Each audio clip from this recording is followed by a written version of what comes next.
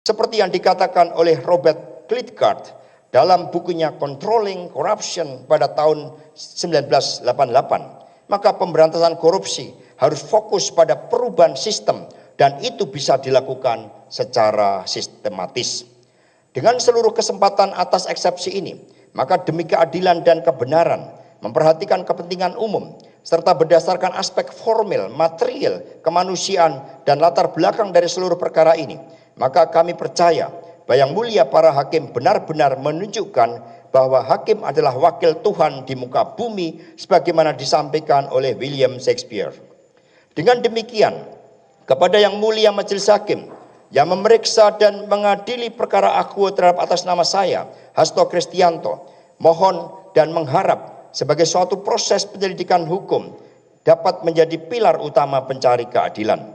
Hal ini penting sebagaimana diungkapkan oleh Profesor Dr. Asumadi Asra dalam kata pengantar buku catatan Profesor Todung Mulya Lubis, Kompas Media Nusantara tahun 2009, bahwa penegakan hukum sangat esensial dan instrumental bagi terjadi dan bekerjanya demokrasi dengan baik.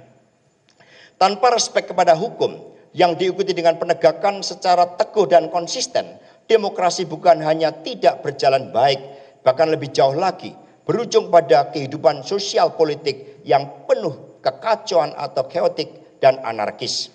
Oleh karena itu, keadilan yang sejati hanya dapat terwujud ketika hukum ditegakkan tanpa intervensi demi kepentingan masyarakat luas. Proses hukum yang benar bukan hanya melindungi hak individu, tetapi juga menjaga stabilitas dan martabat demokrasi itu sendiri. Mohon maaf.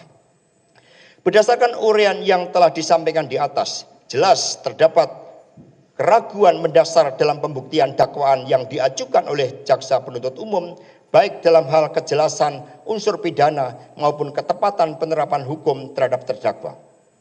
Sesuai dengan prinsip in dubio pro reo yang merupakan asas fundamental dalam hukum pidana, setiap keraguan yang muncul harus ditafsirkan demi keuntungan terdakwa.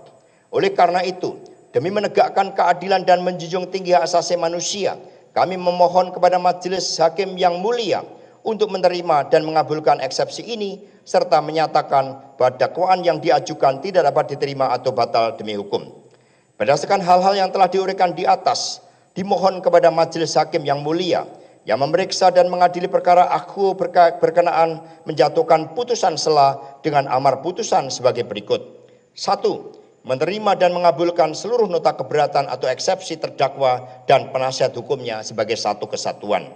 2. Menyatakan surat dakwaan jaksa penuntut umum batal demi hukum atau setidak-tidaknya tidak dapat diterima.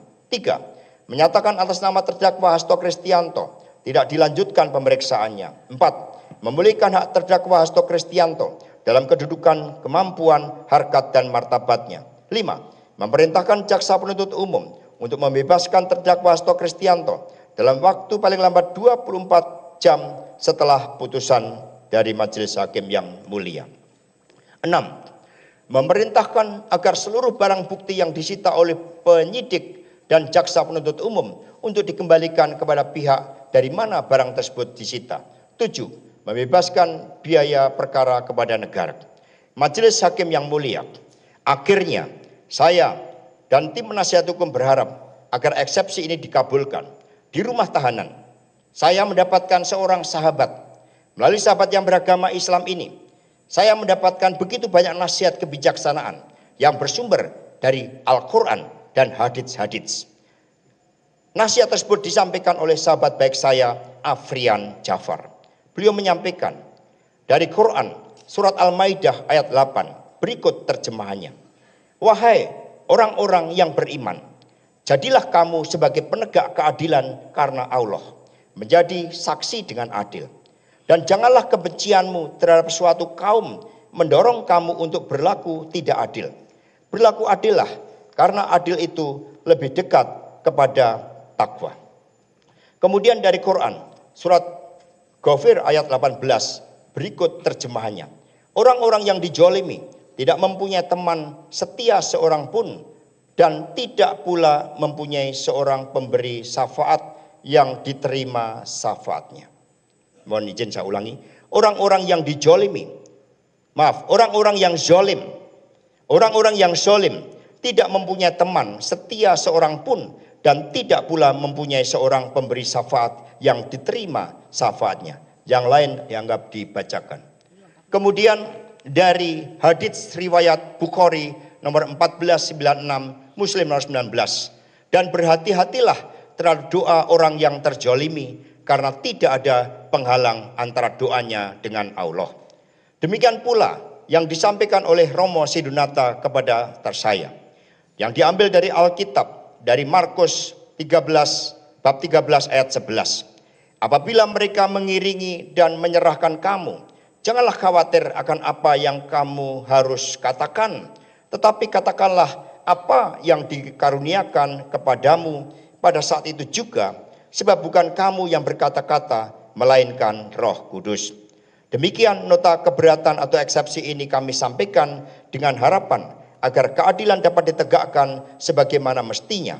Atas perhatian dan dikabulkannya oleh Yang Mulia Majelis Hakim, kami ucapkan terima kasih. Satyam Eva Jayate, pada akhirnya kebenaran yang akan menang, diiringi salam nasional kita, merdeka.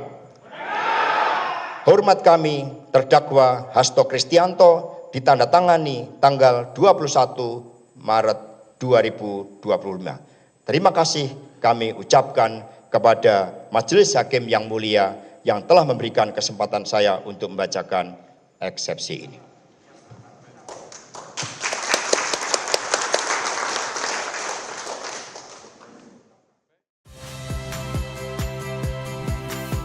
Saya Radi Saputro. Saksikan program-program Kompas TV melalui siaran digital, pay TV dan media streaming lainnya. Kompas TV, independen, terpercaya.